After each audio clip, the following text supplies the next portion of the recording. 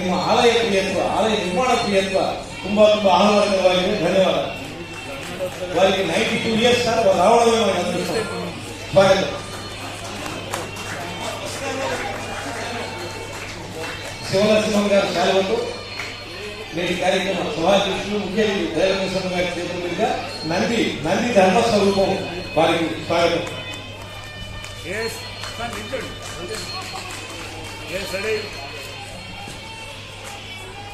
Okay.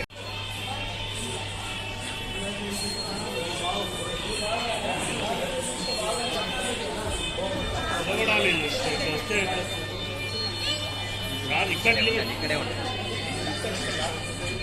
ఇక్కడ చూడండి అందరు రెడీ ఇంకోటి ఒకసారి.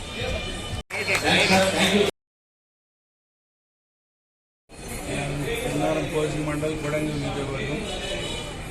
నేను గెలిచాను. ఇప్పుడు సుస్థిత వ్యవసాయ కేంద్ర చైర్మన్ పనిచేస్తున్నాను. మీకు ఈ నంది పురస్కారాన్ని దేనికి ఇచ్చారు సార్? ఒకటి ప్రజాసేవ చేసేది. నేను ప్రజాసేవ ఇప్పటి వరకు ప్రజాసేవ చేస్తూనే ఉన్నాం. రైతులకు ప్రజాసేవ చేస్తున్నాం. సేవలు ఎలాంటి సేవలు చేశారు? మేము రైతులకు ఇది మన కృత్రిమ వ్యవసాయ కేంద్రం చైర్మన్గా పనిచేస్తున్నాం. అంటే వ్యవసాయానికి సంబంధించిన రైతులకు సహకారాలు అందిస్తూ వాళ్ళకి వెళ్ళేదెళ్ళి పనిచేస్తున్నాం. ఇంకా ముందు ఎలాంటి కార్యక్రమాలు చేయాలనుకుంటున్నాం? అంటే మేము ఇప్పుడు ప్రతి రైతుకు ఫర్టిలైజర్ కానీ, వరి కేంద్రాలు కానీ, వరి కొనుగోలు కేంద్రాలు కూడా మేము పెట్టిస్తున్నాము. అటువంటి కూడా ఇప్పుడు స్టార్ట్ చేసినాం.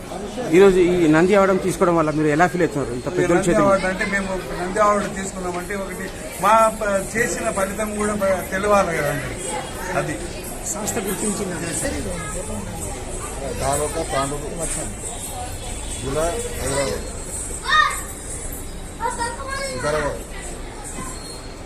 సార్, మీరు ఎలాంటి కార్యక్రమం చేశారు ఈ అవార్డుకి? ఎన్నేళ్ళుగా సార్ ఎన్నేళ్ళతో చేస్తూ ఉన్నారు? నేను గుళ్ళు కట్టించారు.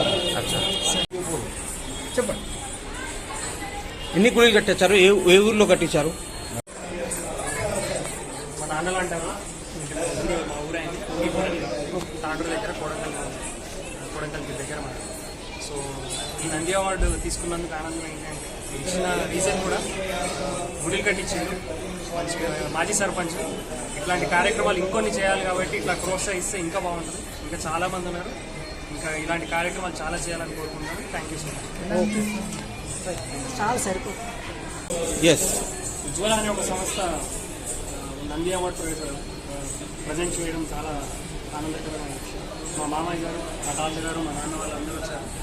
సో ఇలాంటి కార్యక్రమాలు ఇంకెన్నో చేయాలని ఉజ్వల అవార్డు ఇచ్చిన వాళ్ళ సంస్థ అందరికీ థ్యాంక్ యూ సో మచ్.